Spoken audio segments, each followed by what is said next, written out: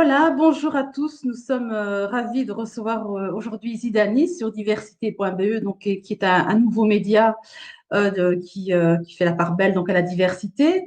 Sandra, d'abord bonjour. Comment allez-vous?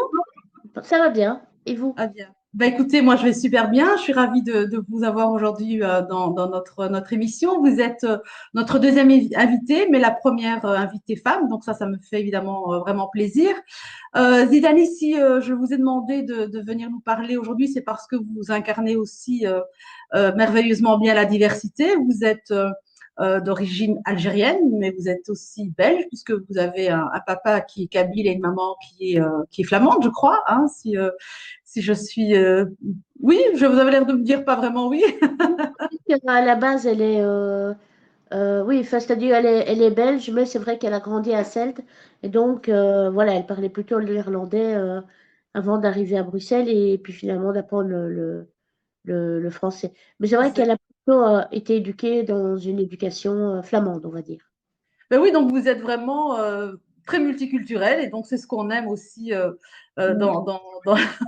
dans cette émission. Alors, Sandra, peut-être avant de vraiment entrer dans le vif du sujet de votre actualité, de parler un peu de vous, de votre parcours, j'aimerais aussi d'abord vous poser la question de comment vous, en tant qu'artiste, femme d'abord, et puis avec cette richesse de la multiculturalité en vous, comment vous avez inscrit votre singularité et quel a été pour vous le déclic d'abord en tant qu'artiste et en tant qu'humoriste surtout? Ben, moi, je crois que le déclic, c'était vraiment la scène. C'est-à-dire que quand j'étais enfant, non, mon papa est algérien, ma maman est belge, mais je suis la dernière enfant de ma mère qui avait eu quatre enfants. Avant moi, son mari est décédé, elle a rencontré mon père, et a priori, je suis fille unique de mes deux parents. Et ma mère, donc c'est une famille plutôt belge, où elle avait pas mal de membres de sa famille, quand même un peu dubitatif quant au fait de tout à coup l'arrivée d'un Algérien dans la famille. Et donc, je me souviens enfant que même si je me sentais aimée par ma famille, je me sentais aussi étrangère.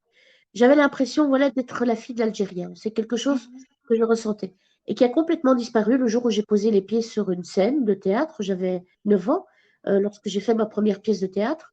Et puis, j'ai plus jamais quitté la scène. Et là, je me suis rendu compte qu'en fait, dans ce rectangle-là, il n'y avait plus de nationalité, que l'espace du théâtre était un espace réservé à l'humain et qu'il n'y avait plus d'identité qui allait compter, que j'allais Mhm. pouvoir avoir tous les personnages que je voulais avoir, que j'allais pouvoir mettre tous les costumes et que surtout je pouvais être moi.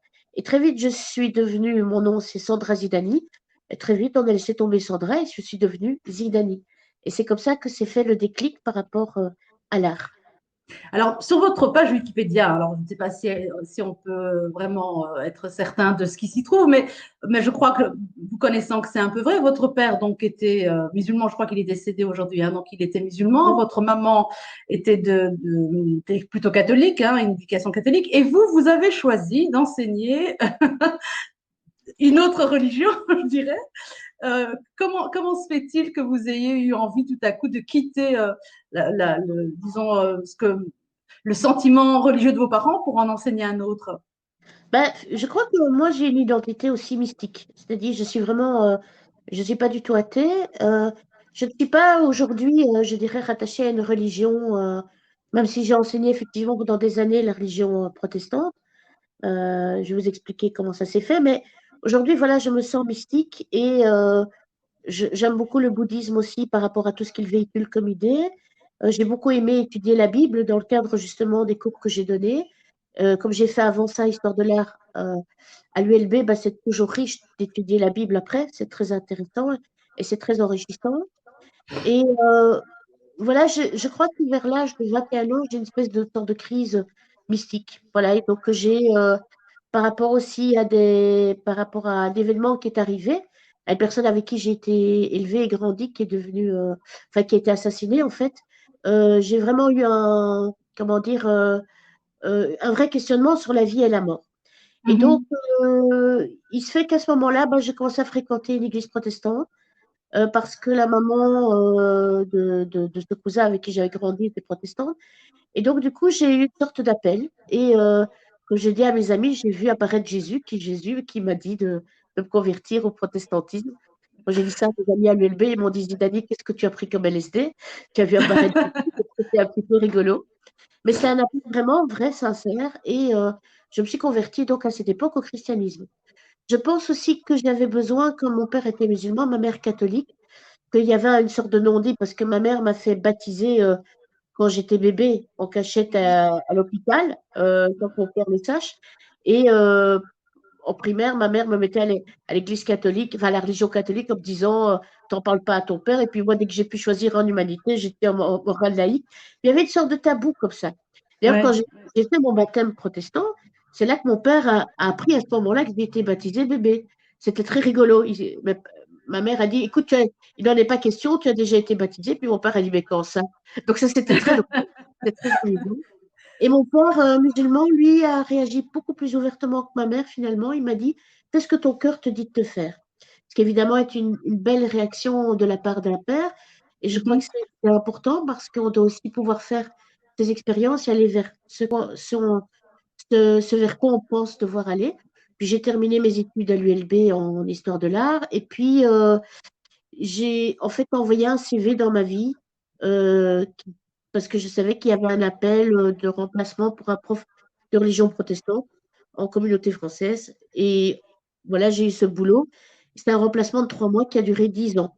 Ah Et oui. donc, j'ai fait un complément en histoire des religions à l'Institut Jean Calvin qui se donnait à la faculté de théologie protestante. Et comme ça, je suis devenue à la fois professeure de religion protestante et en même temps, en parallèle, je continuais ma profession d'humoriste. Donc, j'étais un petit peu humoriste humaniste, on va dire. Et, Oui. voilà. Et après, ben, j'ai démissionné de mes postes parce que, en réalité, mon travail d'humoriste me prenait de plus en plus de temps et qu'à la base, c'était quand même ça que je voulais faire. Mais j'ai trouvé un grand enrichissement à le faire. C'était très gai de parler de culture, parce que c'était un cours de culture biblique, au fond, ce que j'enseignais aux enfants. Moi, j'avais choisi les 6-12 ans, parce que j'aime bien les plus jeunes. Et ils ont une Mm. belle ouverture par rapport à tout ce qui est les questions philosophiques, les questions théologiques. Les enfants, en fait, se posent beaucoup de questions sur sur la vie. Parce qu'au Mhm. fond, ils sont le plus près de la vie. Quand vous avez un enfant qui a 6 ans, ben oui, il se demande d'où il vient. Et ça, c'est joli. Et ce sont Exactement. de très belles rencontres. Et voilà, c'était chouette. Aujourd'hui, Mais je ne suis plus attachée à une religion parce que je n'aime pas le dogme. Je n'aime mhm. pas, en fin de compte, assister à un office religieux, les chants et tout ça. En fait, voilà, ça me fatigue très fort. Mais je suis contente d'être passée par cette étape-là. Et mon mysticisme, il est très présent, même quand je monte sur scène, toujours avant. J'ai toujours tendance à dire que je me connecte, en fait, à l'univers, parce que je crois que dans l'univers, il y a une forme de mysticisme. Voilà, ça, c'est ma Oui. croyance à moi. Justement, Sandra, parce que on va parler aussi de votre travail d'actrice, d'humoriste et de votre parcours, mais je voudrais aussi revenir un petit peu à votre période de besoin de retour aux sources, puisque je sais qu'à un moment donné, vous êtes retourné, enfin, vous êtes allé pour la première fois en Algérie voilà, pour retrouver votre histoire, vos racines, etc. Est-ce que pour vous, ça a été un choc? Est-ce que c'était vraiment ce que vous attendiez de votre imaginaire et de ce que vous imaginiez être l'Algérie? Ou au contraire, quelque chose de tout à fait nouveau pour vous, une découverte? C'était sans doute l'un des moments les plus beaux de mon existence. Voilà, donc j'ai découvert l'Algérie à 41 ans. Donc j'ai grandi auprès de mon père. Mon père est mort, j'avais 24 ans. Il est mort en 1992. Il est mort voilà, d'une crise cardiaque. Donc je veux dire, c'était pas prévu, entre guillemets. Bon, j'étais beaucoup à côté de mon père parce qu'il avait un restaurant, c'était un cuisinier. C'était un papa chouette. C'est-à-dire que à la maison, ben, en fait, c'était mon père qui faisait la cuisine et qui faisait aussi la couture. Parce que ma mère n'était pas du tout douée en couture. Donc, quand il fallait coudre, c'était papa qui faisait la couture. Donc, une fois, j'ai eu un papa, pas du tout avec cette identité, entre guillemets, machiste, comme on en a un peu plus l'habitude. Mhm, Voilà, quand mon père était en congé, là, c'était maman qui faisait la cuisine et j'ai eu la chance d'avoir des parents très bons cuisiniers tous les deux. D'ailleurs, ça se voit. J'ai comme la de dire que je suis née dans une casserole et j'aime bien manger. Puis voilà, mon père était un autodidacte, c'est un créateur, puisque quand il a quitté l'Algérie, il était très jeune, il est arrivé en Algérie en 1900, en France d'abord, en 1948 à Maubeuge. Donc, il a quitté une Algérie colonisée par les Français. Donc, une mhm, colonisation, c'est une forme d'esclavage, hein, parce que mon père, en plus, venait d'une famille très humble. C'était un berger. Mes grands-parents paternels sont morts. Mon père avait 6 ans. Et donc, au fond, je crois qu'il a fui quelque part l'Algérie et qu'il avait envie de trouver autre chose. Et donc, il a fait cet exercice très difficile de travailler 5 ans à la mine pour obtenir son permis de travail. Il a beaucoup travaillé dans le borinage, c'est ce que j'ai pu voir en tout cas sur ses papiers, c'est ce qu'il m'avait dit. Et chose exceptionnelle, il a eu son permis de travail un 12 septembre 1952. Et moi, je suis née un 12 septembre, comme je suis sa seule fille. C'est Ouais, une- ouais, c'est c'est symbolique. Ouais, c'est très symbolique. ouais, tout Et à fait. donc, j'ai trouvé que c'était une belle symbolique. Et puis, mon père est resté vivre en Belgique parce que je pense que la France, il ne pouvait plus le supporter. Et je me suis rendu compte quand mon père est mort, bah, quand j'avais 24 ans, je ne m'y attendais pas évidemment. Je me suis rendu compte qu'en fait, j'avais beaucoup de questions à poser, mais que je ne pouvais plus les poser.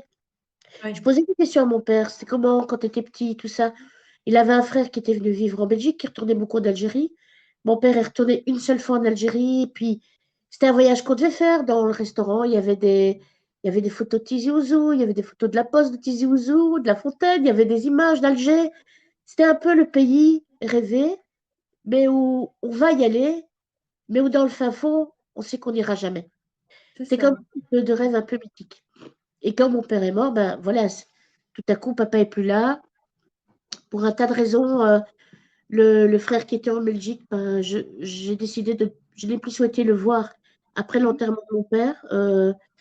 Voilà, pour des histoires que je ne veux pas exprimer ici, ne fût-ce que par rapport à ses enfants. Et puis, de toute façon, voilà, c'est du passé, je m'en fous. Mais en même temps, je me coupais en fait avec l'Algérie. Et je restais là avec toutes mes questions. Et en 1992, comme tu le sais, Malika, puisque tu es algérienne aussi, ben, l'Algérie a commencé à se fermer parce qu'on entrait dans la décennie noire. Et donc, ça Mhm. allait être compliqué même d'aller sur place. Alors, Bien je sûr. savais que c'était, voilà, en Kabylie, Tizi Ouzou, à Tanda, mais c'est grand l'Algérie. Donc, où est-ce qu'on va qui est ma famille et puis surtout, tous les jours, j'achetais la Libre et dans la Libre, il y avait un journaliste, Guy Duplat, qui en fait, et dans le soir aussi, il redonnait régulièrement des images assez tragiques de l'Algérie, des attentats, des morts. Ça faisait peur l'Algérie. Tout à fait. Oui, Il c'est faut que vrai. par un hasard tout à fait incroyable, un de mes cousins germains, mon père est le plus jeune d'une fratrie de quatre frères, et son frère aîné s'appelle Ariski, qui est mort d'ailleurs en juillet 2020 à l'âge de 102 ans. Ah Euh, oui. oui. Donc, mon cousin Ferhat faisait des études à Liège et s'est retrouvé par hasard dans une de mes salles de spectacle en, en 2007. Euh, donc, je crois même en 2006, mais vraiment par hasard. Il y avait un spectacle, il était avec sa compagne de l'époque, il ne savait même pas ce qu'il allait voir. C'était la journée de la femme, symboliquement. Et il a regardé le papier, il a vu Zidane, il a dit, c'est ma cousine. Et ses copains lui ont dit, c'est ça. Et Zidane, c'est ton cousin. Voilà. Et c'est comme ça que toute l'histoire a démarré. Il est venu me trouver, et petit à petit, j'ai pu retrouver ma famille. Et un jour, Ferrat m'a téléphoné, il m'a dit, ça fait longtemps que j'ai pas vu mon père. Débrouille-toi pour avoir un billet d'avion, tu partiras avec moi. On part en décembre 2009. Et là, j'ai dit oui, oui, oui. Et puis, j'ai commencé à faire toute une série de cauchemars. À partir du moment où j'ai dit que j'allais partir, j'ai eu des angoisses, des peurs. Je pense que Comprends. c'était les peurs de mon père. Et quand je rencontrais des gens, je disais que je retournais en Algérie alors que j'étais jamais allée. Mhm. Et quand j'ai C'est posé ça. le pied en Tu as Algérie, écrit un spectacle d'ailleurs, hein, qui qui s'appelle porte C'est ce nom. Retour en Algérie, où j'ai raconté Exactement. cette histoire-là. Et là, c'était c'était magique parce que tout à coup, tout ce qui est mémoire m'est revenu instantanément. Mhm. C'est-à-dire que j'avais beaucoup de mal à étudier l'histoire de l'Algérie, tu vois, une sorte de blocage et tout ça. Et puis là, j'ai retrouvé ma terre, quoi, en fait. Mais Zidani, enfin, vos racines sont toujours très présentes dans vos spectacles, hein, même si parfois vous en éloignez. On sent quand même qu'il y a toujours oui, une sorte de retour à vos origines. Par exemple, Moudawana, où vous parlez Oui. aussi vous avez monté ce spectacle avec Ben Amidou, mais d'autres spectacles aussi où vos origines sont toujours là, présentes. Et c'est ce qui fait finalement la singularité de Zidani.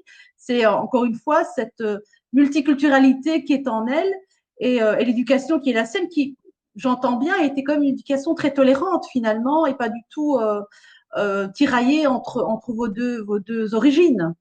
Non, non, j'ai eu de très chouettes parents, ça, j'ai beaucoup de chance à ce niveau-là. Des parents quand même assez traditionnels dans leurs convictions, mais effectivement, avec des compromis dans la tolérance. C'était pas simple pour ma mère, je pense, au départ, d'être la femme d'un Algérien. C'était pas simple non plus pour mon père voilà, de s'adapter aussi à ce qu'était l'image de la femme en Algérie, qui n'était pas si éloignée non plus de ce qu'est la culture catholique.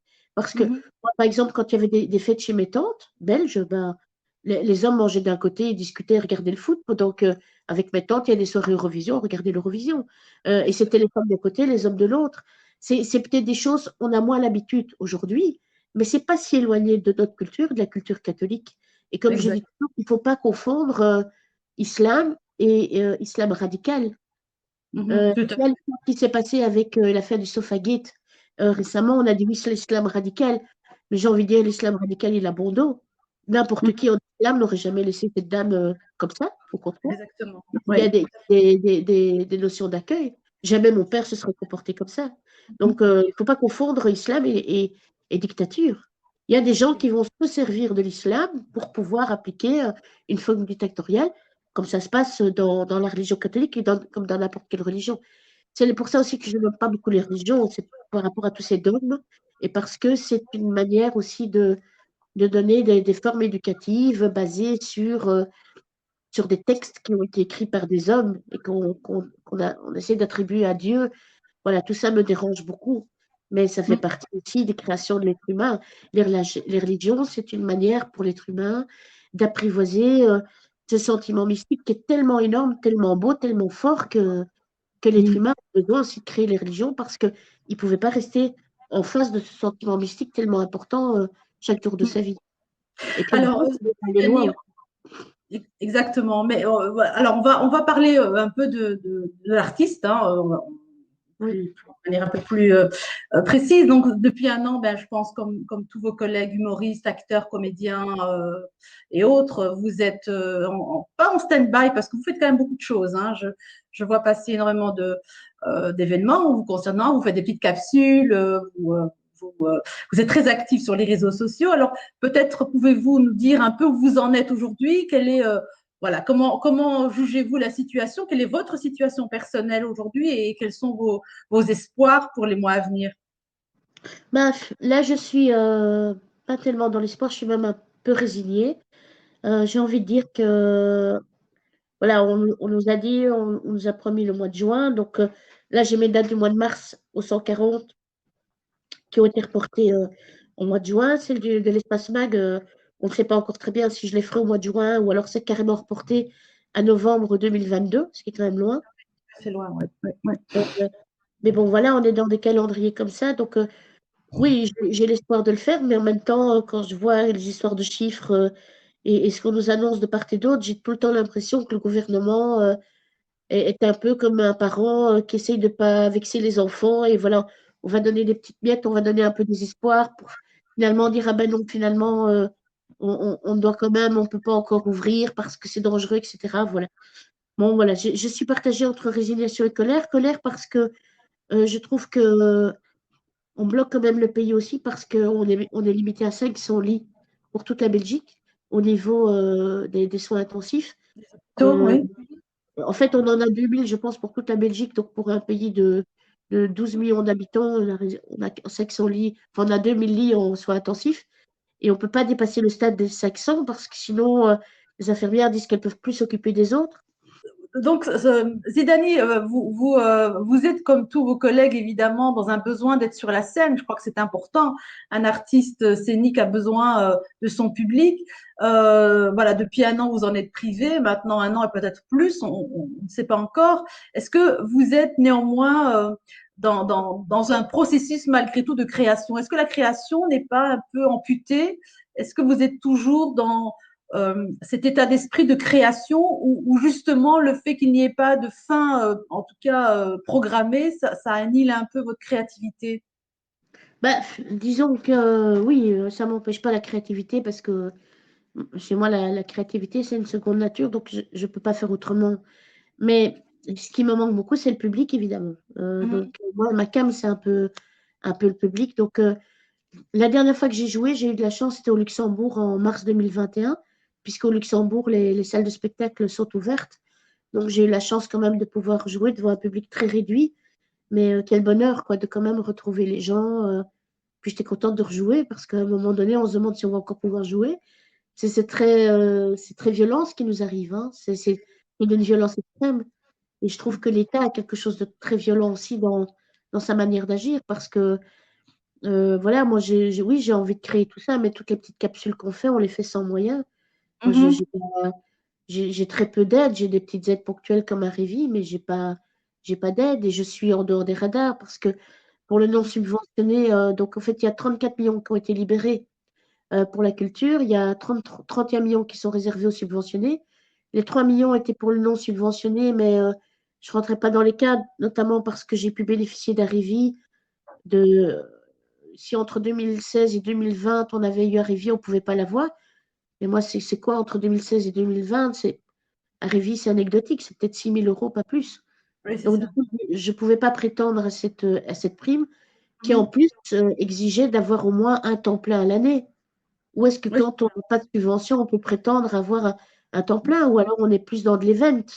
Donc, une fois de plus, c'était quelque chose de très discriminant pour les artistes non subventionnés. Et puis, on m'a dit, oui, mais il y a d'autres aides qui vont être mises en place pour les gens, justement, qui n'ont pas de subventions récurrentes, mais qui ont eu des subventions ponctuelles, notamment comme Arrivi. Et là, curieusement, en lisant le Vademecum, bah, ça s'apparente, en fait, c'est pas très clair, une espèce de prêt, faut faire appel à la cellule de veille avec un discours qui est si vous estimez que votre structure a un problème de viabilité, vous pouvez saisir la cellule de veille, mais quand on n'a plus de spectacle, que toutes les dates sont reportées, et quand elles sont reportées, ben, l'argent est reporté avec, comment est-ce qu'on peut ne pas être en problème de viabilité? Donc, il y a quelque chose là non, que je n'ai pas compris. Donc, le subventionné, les subventions sont d'office majorées, ils ne doivent rien justifier.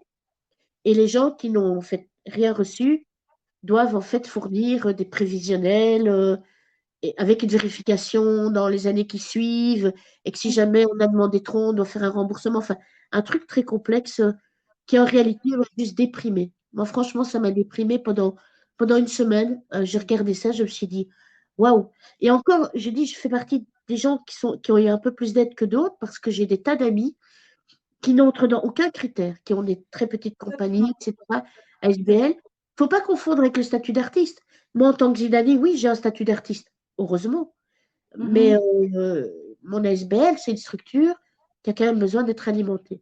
Alors, j'ai eu quelques compensations de théâtre qui ont annulé, qui m'ont dit, voilà, on reporte, mais on te donne une compensation que tu ne devras pas rembourser, etc.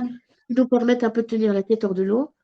Mais voilà, je ne sais pas jusqu'à combien de temps tout ça va durer. C'est très angoissant, très handicapant. Après, voilà, il y a des situations mille fois pires, hein. Il y a des gens qui sont devant des banques alimentaires. Moi, j'ai Tout la à chance fait. de. Voilà, comme tu peux le voir, j'ai de quoi lire jusqu'après ma vie.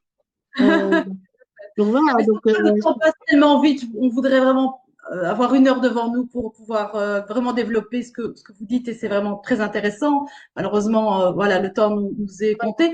J'ai juste peut-être encore une dernière question que je trouve peut-être qui pourrait vous concerner aussi.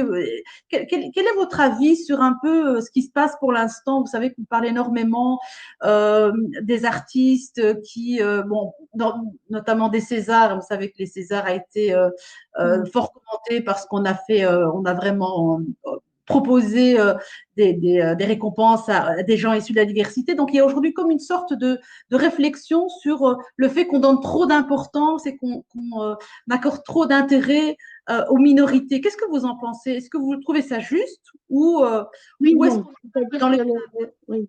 C'est-à-dire que le problème, on fonctionne par exemple souvent avec des quotas.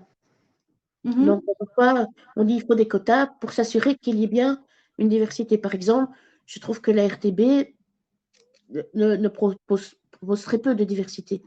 Le matin, Mhm. l'écran, c'est quasi que des hommes. Il n'y a plus de femmes. Oui. On est vraiment exclus, hein. Donc, je pense que malheureusement, ces quotas sont importants parce que la société, sinon, les oublie. Sinon, la société oublie d'inclure la diversité. Moi, je rêve évidemment d'un monde où ce ne sera plus nécessaire. D'ailleurs, dans Mhm. mon équipe, j'invite d'ailleurs les gens de mon équipe à ne jamais plus désigner les gens en disant, par exemple, oui, ce gars, il est homosexuel. Je trouve ça inadmissible. On ne dit Mhm. jamais quelqu'un, il est hétérosexuel. Non, On ne dit pas de quelqu'un. J'ai déjà entendu ça parfois, hein, dans un centre culturel, tu vas voir, le directeur, il est noir, mais il est sympa. oui, c'est vrai. Hum. C'est ce que ça veut dire. Donc voilà, donc tout ça, c'est un apprentissage. Et justement, les quotas servent en fait à apprendre les choses. L'histoire avec À poil de Hugues Daillet et la comédienne Clara Bourg, bah, c'est simplement dire à un moment donné, bien sûr qu'il aurait, je ne crois pas qu'il aurait une condamnation, mais c'est marquer le coup. C'est à un moment Tout à donné introduire la bienveillance dans nos mots, dans notre discours et dans notre manière aussi d'être tous ensemble, dans la vraie diversité. Et fait. justement, la particularité de la Belgique, et surtout Bruxelles, c'est sa diversité. Il y a un nombre de nationalités complètement incroyable. C'est ce qui fait notre richesse. Et je trouve qu'on a une manière de quand même admettre aussi notre histoire beaucoup plus vite que d'autres pays. Peut-être pas Mhm. assez vite.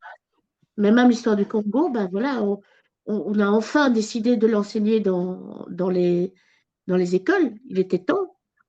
Mais par rapport à la France, on est un peu plus loin dans une sorte de réparation. Donc, on Mhm. ne peut pas en fait lier l'être humain mais que l'être humain. Là, ce matin, j'ai entendu, voilà, et c'est un mouvement qui est venu de la France, ou un député socialiste d'ailleurs, Raphaël, est-ce que c'est Raphaël Gluckman? Le Oui, c'est nom, possible. Oui. voilà. En fait, a demandé aux grosses sociétés comme Nike, il faudra vérifier le nom, je suis désolée si je me trompe, mais en tout cas, a demandé à des sociétés comme Nike d'assurer que les produits qu'ils sont proposés sont en fait des produits qui garantissent que la fabrication a été faite dans le respect des droits humains. Et c'est vers ça qu'on doit aller, Mhm. vers une planète en fait où on respecte tous les droits humains. Et je crois que cette pandémie, quelque part, arrive pour régler ça. On est entré dans le 21e siècle, et si le 21e siècle, c'était le fait que les droits humains allaient arrêter de s'arrêter aux frontières. Si c'était ça, le grand pari du 21e siècle, parce qu'on constate qu'on veut régler la pandémie, qui se réglera par le vaccin, c'est une pandémie mondiale, mais il y a toujours actuellement 137 États qui n'ont pas accès au vaccin. Mhm. Un Tout nouveau à qui fait. va sortir. Alors voilà, ben c'est là, je crois, le pari. J'ai envie d'être optimiste. Et j'ai envie de me dire que ben, quand je remonterai sur scène, on sera en chemin vers ce cheminement-là. Comme quand on Oui, remonte sur scène dans de vraies situations et tout ça, où on se dit, voilà, on va exact. recommencer en septembre 2021, eh bien, j'espère que notre monde futur sera un monde qui a un souhait de justice, un souhait de justice humain et Eh bien, humaniste. très bien. En tout cas, Zidane, on va terminer sur ces belles paroles qui sont évidemment pleines d'espoir et j'espère comme vous que nous aurons l'occasion très prochainement de pouvoir avancer, de pouvoir recréer à nouveau. En tout cas, merci de nous avoir accordé cet entretien. C'était très intéressant. On vous souhaite vraiment d'être très créatif parce que vous êtes une artiste extraordinaire que j'apprécie énormément, que nous apprécions énormément. Et à très bientôt, en tout cas, Zidane. Merci pour ce moment passé ensemble. Merci à vous. À bientôt. À bientôt. Bye bye. Bye.